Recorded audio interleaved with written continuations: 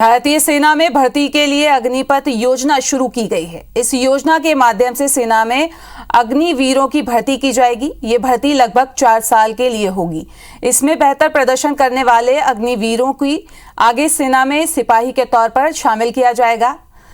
लेकिन सेना की इस योजना को लेकर देश के कुछ हिस्सों में युवाओं में जबरदस्त आक्रोश देखने को मिल रहा है, जिसके बाद सेना के अधिकारी इस योजना को लेकर अपना पक्ष रख रहे हैं। मध्य भारत के general officer commander lieutenant general M.K. दास ने हमारे संवाददाता स्टार जैन से इस पर विस्तार से बातचीत की।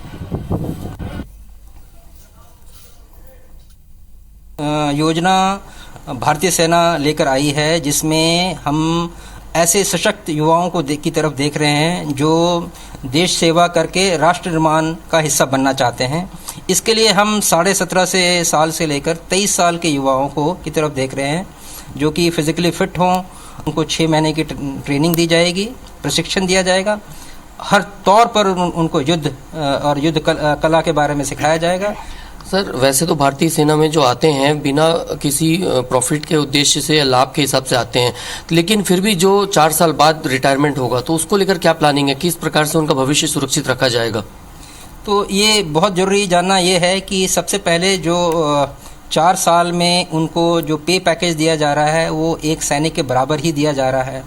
साथ ही उनको एक सेवा निधि पैकेज भी दिया जा रहा है, जिसमें 30% अग्निवीर कंट्रीब्यूट करेगा और उसका बराबर का 30% हिस्सा भारतीय सरकार देगी। और ये तकरीबन 12 लाख रुपए 4 साल के आखिर में जमा होते हैं, जो भविष्य निधि के तौर पर एक अग्निवीर के पास होंगे।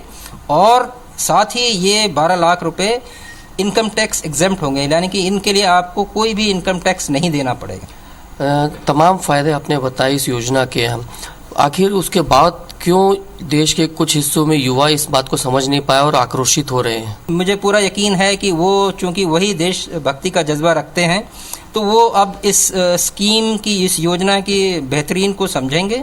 और जैसे कि एक हमेशा होता है कि शुरू में कोई भी स्कीम जब आती है तो उसमें जो भी समस्याएं आती हैं, हमारे सेनाध्यक्ष ने ये कहा है कि वो उन चीज़ों का ध्यान रखा जाएगा।